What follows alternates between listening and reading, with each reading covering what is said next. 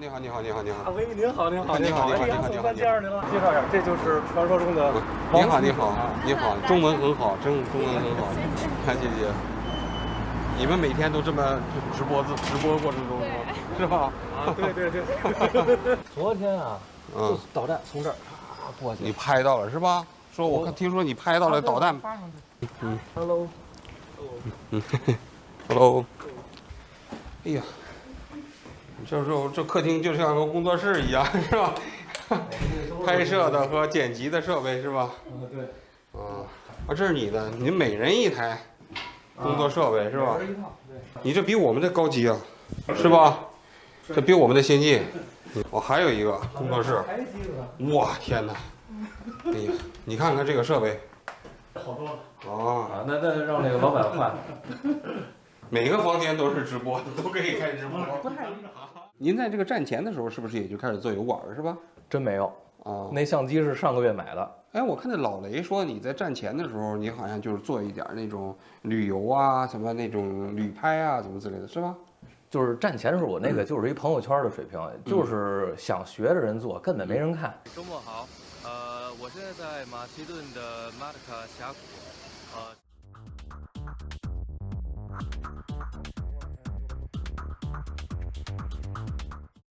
，Hello, it is Jixian.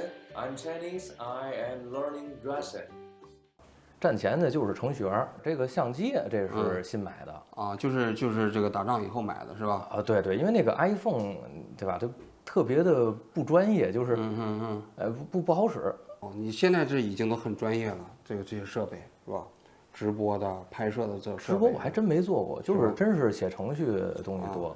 你最早就是发的这个视频是哪一条啊？什么时候啊？就是乌克兰战争之后啊。最开始我忘了有2个忘哪先的了，一个是关于撤侨，说这个中国派了好几架飞机，就问我为什么那么不识相不走。我就琢磨，这天上飞的都是导弹，您那个隐形战斗机也飞不过来，您哪来的民航飞机啊？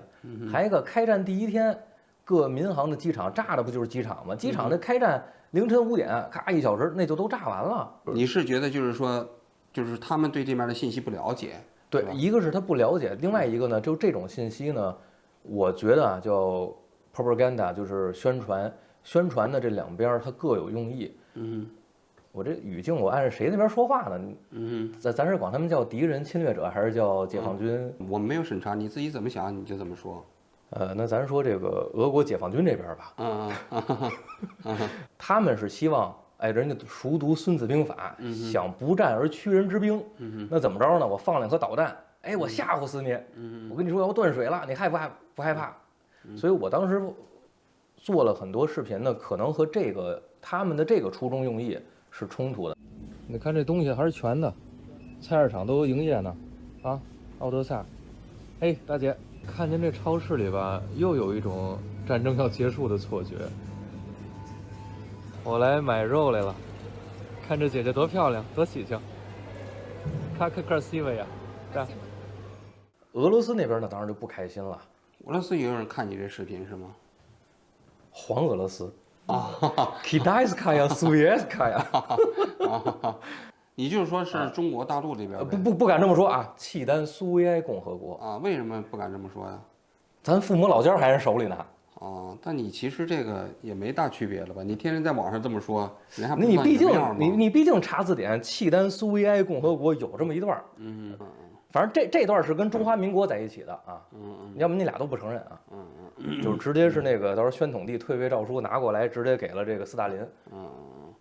就不是我不会好好说话啊，好好说话他妈人没了。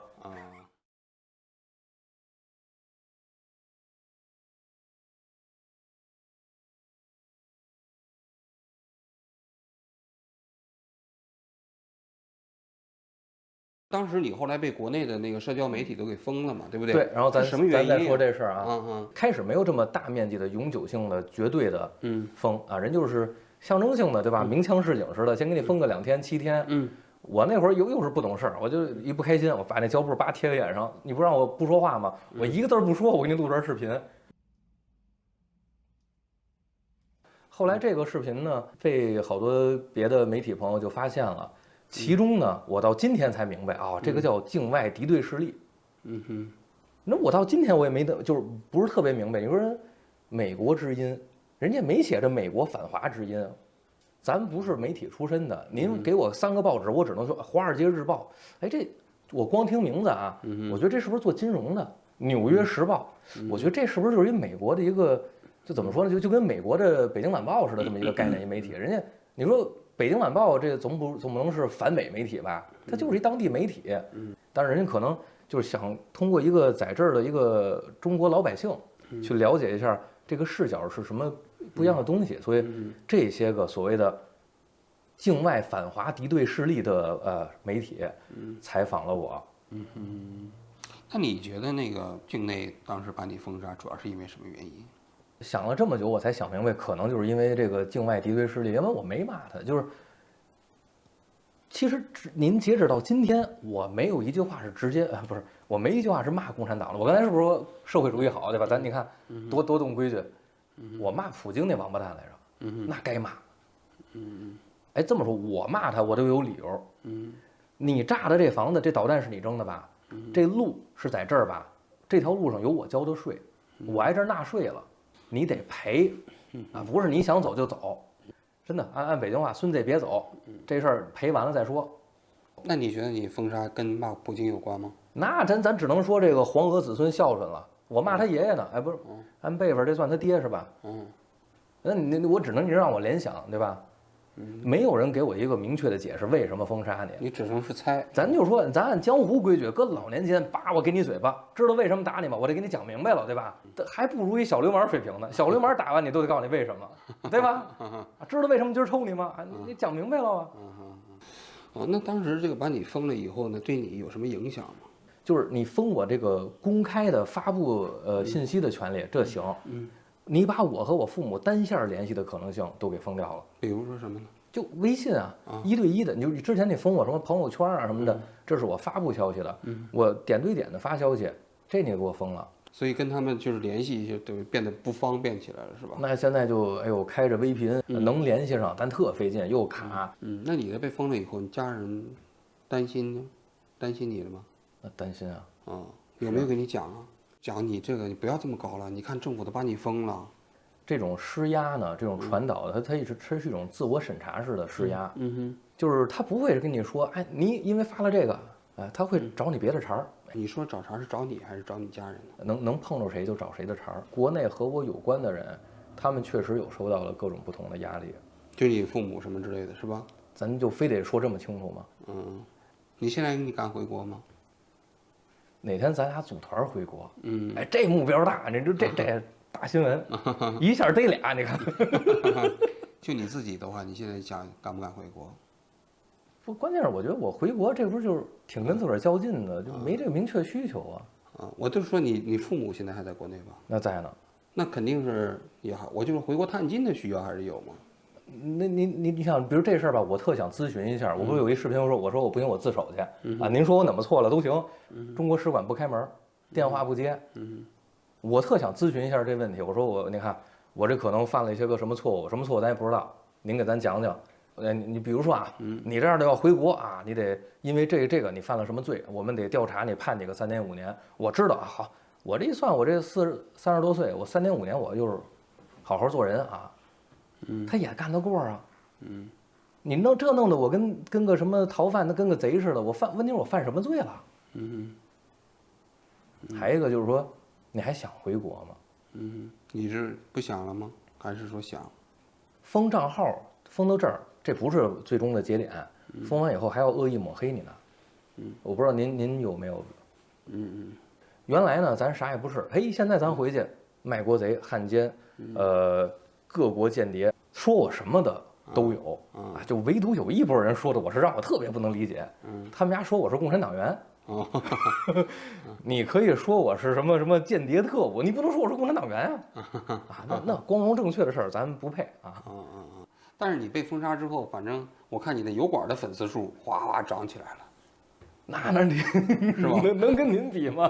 不，就是说你就是因为你这个在毕竟没有这个乌克兰战争之前啊，没有被封杀之前啊，我也不是干这行的，就知道你的人还是不多嘛。但一封杀之后，我看你油管的粉丝那数量哗哗就涨得很快，是吧？我那就是一个微信发朋友圈那水平，就是我这朋友圈上发什么我就往这一扔。但我看也有一些人对你的在油管发这个信内容哈，也有一些质疑啊。比如说有人说你作秀，你听说过没有？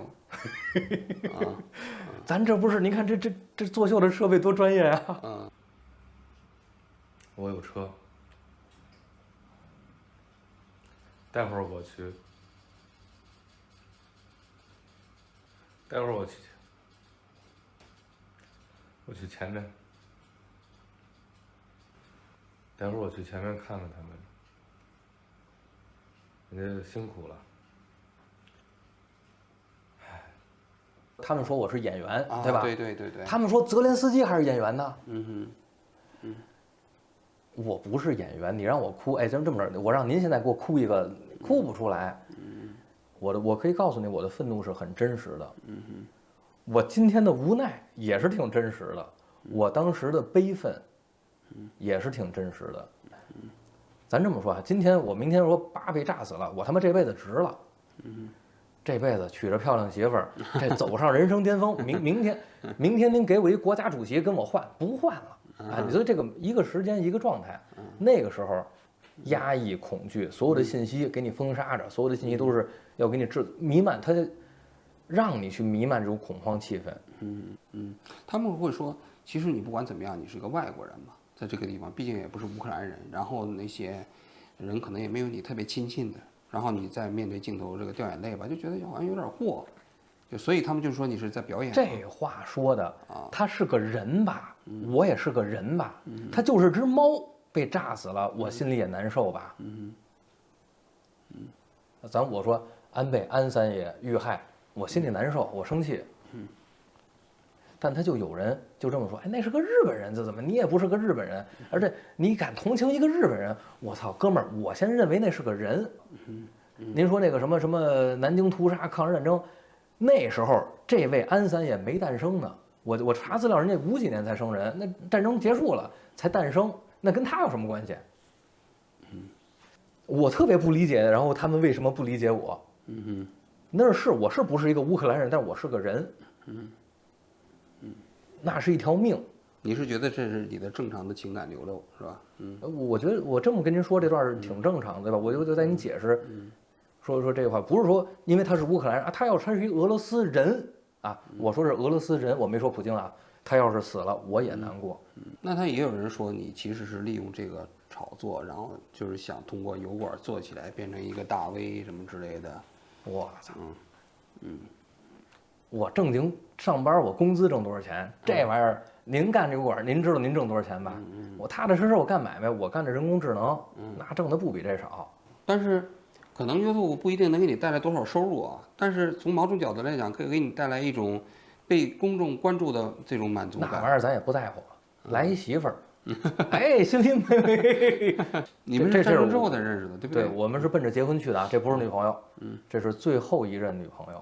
怎么认识的？给我们介绍介绍。大少想说说吗？怎么认识的我们？我在网上看到了一个广告，写着就是有2个中国人，他们找翻译员，到了，然后我们认识了，之前说他的故事有意思的。你认识几天被发展成女朋友的？1个月是吧？5月10号那期节目是我们第一天见面，拍下来了是不是？对对，就第一次来家，他坐在沙发上抱着这个小熊，一天一天的，大家看我这可能啊，就跟看那个电视连续剧似的，哎，追剧似的看，也挺有意思。5月10号，那都也2月了是吧？我们父母反正都网上见都已面经见面，发展的还是挺快的是吧？这是认真的，我当时跟他说了，我希望你做我的最后一个女朋友啊。准备什么时候结婚呢？等他妈妈过来啊！哎，那可不好过了呀！现在这，我们得盼着战争早点结束。所以这个是真实的。你说油管什么知名度，我要这知名度，但是你知名度现在确实很高啊！我说我到乌克兰采访，推荐大家去采访什么人，底下都是说一定要去采访一下王吉贤啊。人家跟我差不多是现在乌克兰华人里面知名度最高的一个了。咱得对得起这知名度呗，咱也不能干点缺德事儿啊。就那质疑你的人的意思就是说，你通过这个炒作这件事情，把自己变成了一个公众人物。这种公众人物不管是给你带来的经济利益也好，或者是这种所谓的公众人物的光环也好，你都受益了。但凡要让我选啊，咱不加上有媳妇儿这段啊，你给我多少钱，我都不干这公众人物去。什么知名度啊，咱不是干这行的。他要觉得那有用呢，我给他。我当时我还说过，就是你们谁觉得这知名度有用啊，我替你们发声。您看我后来也是，这人说一什么事儿，其实他们有一部分事儿是他们找我。你像苏东那是，他想干那事儿，他让我去给人家跟着拍一下，嘿，我拍完片儿给我号都给炸了啊？是吗？这不是违反这个 YouTube 的这些个规定？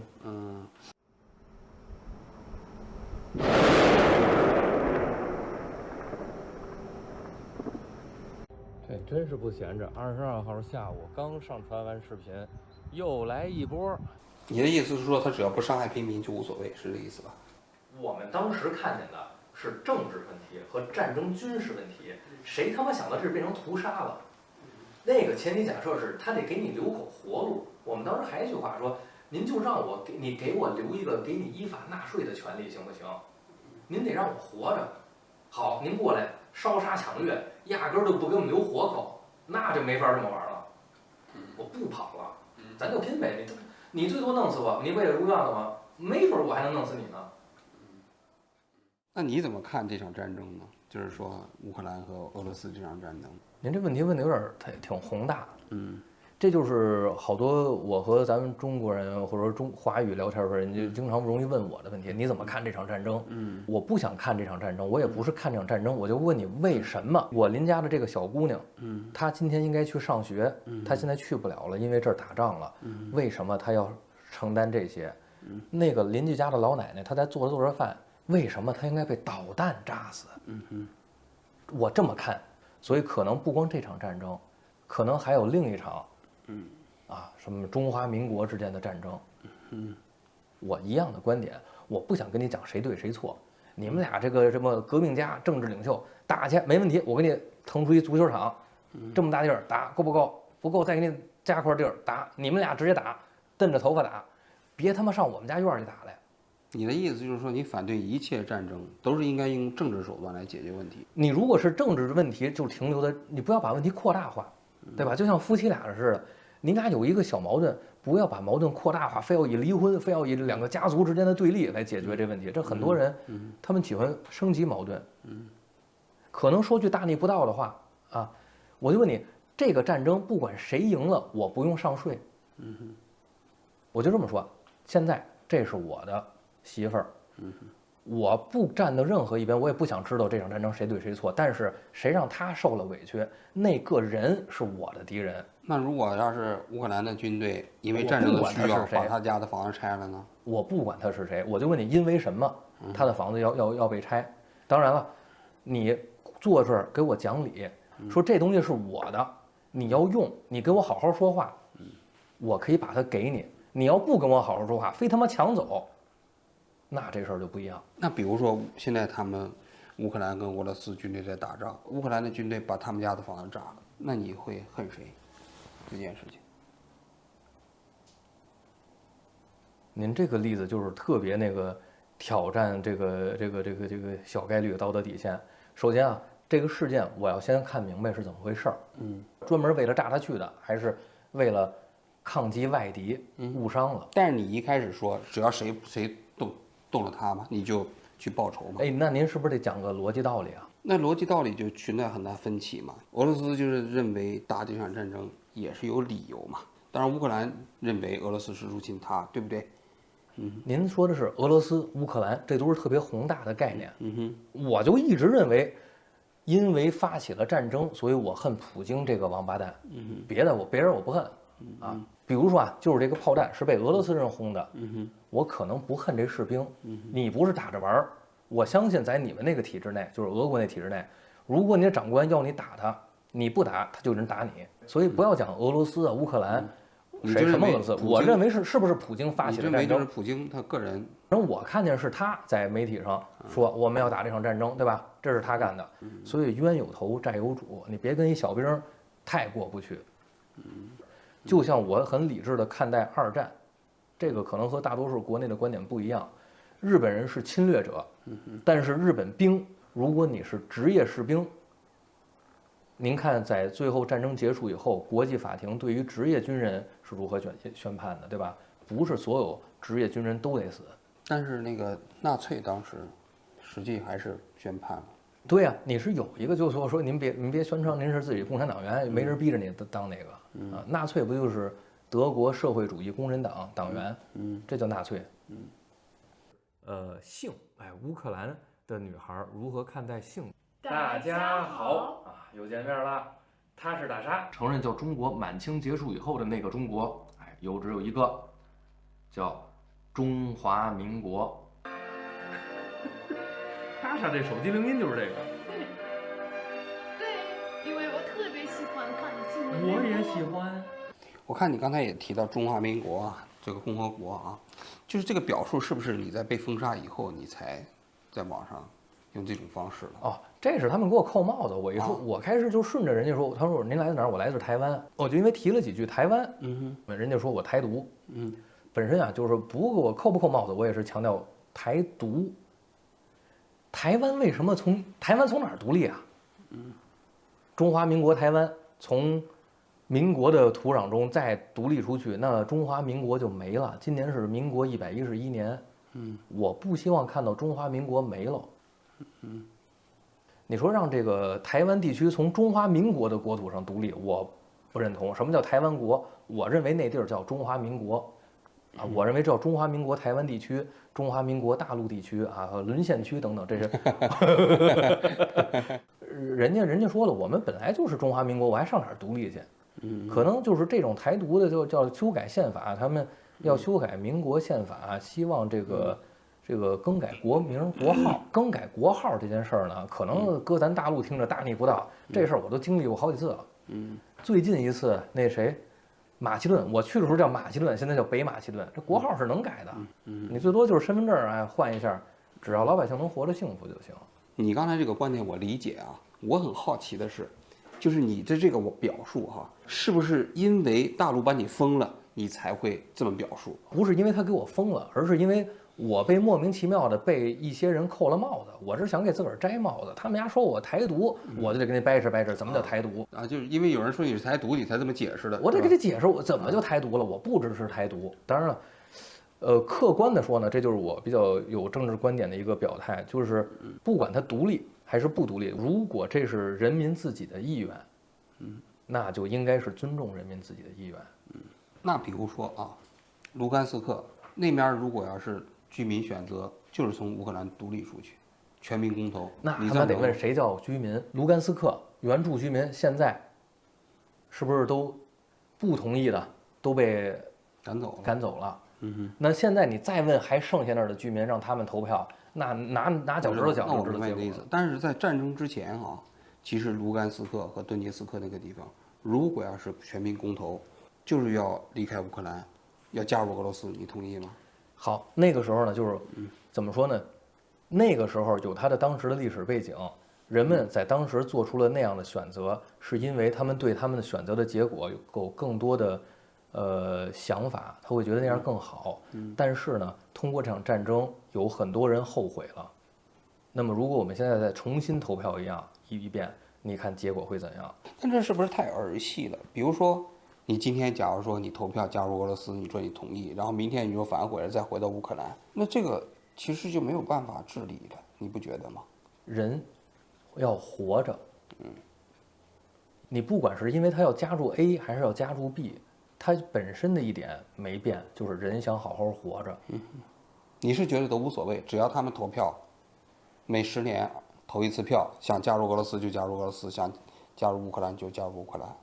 民主不等于绝对正确，民主更多的事儿是在于可以由这个民众来去纠正自己的错误。民主会犯错误，但他也会自身完善修复这个错误。这种投票不是说把它当儿戏，我10年就换一下玩玩，他没错我就不要纠正他。那奥德萨这个地方其实有很多乌克兰人也很少啊，很多混血。他要是独立，你也不反对是吧？那有可能乌克兰这个国家就不存在了，每个大家搞一个公投，还是说你先演练一下，独立完了你为什么呀？像卢甘斯克、顿涅茨克，你也知道，它传统这个地方呢，讲俄语的人很多，来自于俄罗斯的移民也很多。那不能他们在这么说。文化上可能就是跟俄罗斯更亲近一些，跟乌克兰更疏远一些，这可能他认为这就是理由啊。那我就说他投票独立，你觉得从乌克兰的角度来讲，该不该同意他独立呢？甚至比如说克里米亚，克里米亚这个地方其实俄罗斯裔的人很多，他们自己全民公决，就是不想在乌克兰了。我就说你同意不同意？你赞成不赞成？还是说这事儿他妈我赞成了，他能改变什么吗？当然不能改变什么了，就是价值观嘛。我一外国人，然后他们俩就像咱俩一个外人，咱看那家邻居，哎，你说那媳妇儿跟他，你觉得开心吗？那跟咱俩好像，就是第一呢，你说开不开心没什么意义。第二呢，咱作为正常人来说啊，我就希望这俩人都过得幸福就行。所以我就是这么一个态度。但是它其实涉及到就是整个这场战争的起因嘛。不涉及，就是我认为没有任何理由，没有任何理由，你拿着枪拿着炮去把一个无辜的人杀死。那我问你，如果卢甘斯克和顿涅茨克他们一开始闹独立的时候啊，乌克兰的军队击毙了卢甘斯克自己的民兵组织，你觉得这件事情乌克兰政府军做的对不对？您这事儿问的有点超纲了，就是对于我来说，我刚才给您特别明确的回答这个问题啊，就是你再恨我，你骂我，我觉得你的人权、话语权我不爱听，但是你不能拿刀去威胁我的生命。您说的事儿都涉及到枪啊、炮啊，都这些东西了。这个东西，你把一个政治问题上升到暴力冲突、武装军事，我是认为这样做本身就不对，任何一个生命都不应该死去。对于那家来说，这就是灾难。卢甘斯克和顿涅茨克宣布独立的时候，乌克兰政府应该怎么办？那我哪知道？您得问泽连斯基去。您明白这事儿吧？就是我这可能就是一管闲事儿的一个态度。你们俩不就是该说好好说，不行骂，谁动手都不行。就是不能打仗，你的意思是？不是，是他，你怎么说？就是那是泽连斯基的事儿，或者说那是他们的，这就是顿涅茨克的，咱们叫总统还是什么？他们几个人之间的事儿。你们谁打赢了，我不得交税？又回到老百姓视角了。你要是拿我当一老百姓，你问我这上面就是叫什么？我们这跟看一帮神仙打架似的。您问我哪个神仙打赢，你支持谁？你怎么看？您问神仙去。然后呢，你们如果呢？真的是以民主的方式来去做这事儿，你们就要去做演说，就是如果我们独立了，我们承诺以什么样的方式为担保的承诺，那个我的民众会得到这个。那边说如果你们不独立，我们这个，就像那个一国两制50年不许变，哎，就是这多少年，反正变了啊，不重要啊，20多年50年差不多啊。你做出承诺，并且你的承诺是有担保的，哎，然后大家去选，您这在前提下。您再问啊，你怎么支持哪边？咱有的选。我说，哎，这是咖啡，这个是茶，这是水，我得跟您说清楚了，让您选哪个？这是一杯液体，这也是一杯液体，我让你选，你哪个喝，你都不知道是什么液体，你没法选。然后你问我，哎，他要选这个液体，你支持吗？